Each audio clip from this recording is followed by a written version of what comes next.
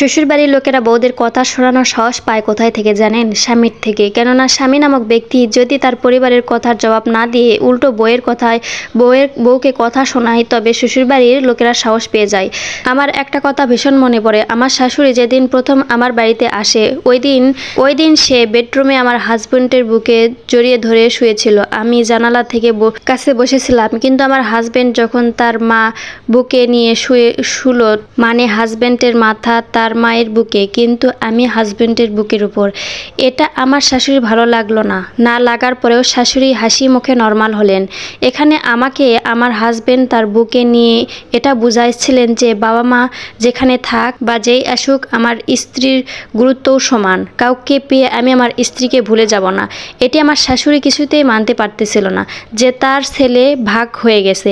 ওনার কাছে বউ মানে শুধু ছেলেকে রান্না করে খাওয়ানো, ঘর পরিষ্কার করা, জামা কাপড় পরিষ্কার করার লোক। কেননা ওনার স্বামী ওনাকে কখনোই মূল্য দেয়নি, ভালোবাসা দেয়নি, তাই উনিও এটা মেনে নিতে পারতেছেন না ছেলের বউকে ছেলে ভালোবাসে বলে। যাই হোক, আমার শাশুড়ি যতদিন ছিলেন উনি একের পর এক নানানভাবে বাজে বাজে কথা বলে গেছেন।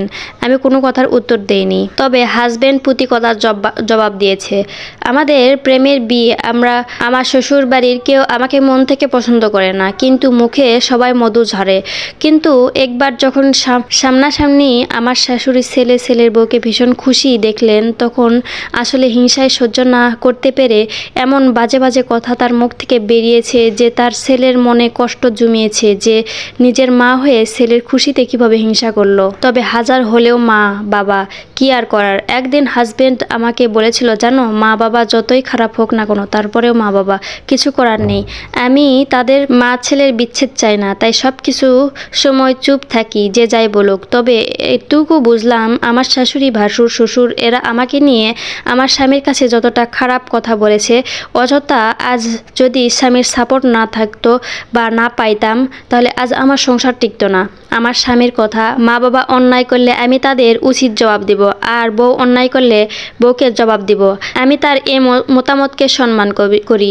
তবে দুঃখের বিষয়, এখনও আমার স্বামী আমার এমন কোনো দোষ খুঁজে পাননি।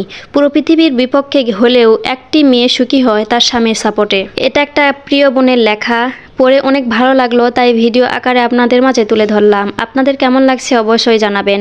আর শেষ মতামতটা এটাই হচ্ছে যে স্বামী স্ত্রীর মাঝে যখন মিল মহব্বত দেখে, তখন কিন্তু পরিবারের অনেক মানুষই আছে এরকম ফাটল ধরানোর চেষ্টা করে, সেটা হোক বা বাবা মা। যদি আপনার এটা মানলেও সত্যি, না মানলেও সত্যি। তাই আপনারা একটু সম্পর্কে যত্ন নিন। মা বলে ছাড় দেন না, ভাই বলে ছাড় দেন না, অথবা বাবা বলে ছাড় দেন না। পৃথিবীতে যত সম্পর্কই হোক না কেন, সব থেকে বেশি গুরুত্বপূর্ণ যে সম্পর্ক, সেটা হচ্ছে স্বামী স্ত্রী। সেটা হোক আপনার ক্ষেত্রে, সেটা হোক বা আপনার বাবা মার ক্ষেত্রে। তাই কারো কথায় কান না দিয়ে দোষ ভুল যাচাই করে তারপরে বিচার করুন। আগেই নিজের স্ত্রীকে কটু কথা শোনাবেন না বা অবহেলা করবেন না। আর ভিডিওটা ভালো লাগলে অবশ্যই কিন্তু শেয়ার করে দিবেন। এ পর্যন্ত ধন্যবাদ সবাইকে। আল্লাহ হাফেজ।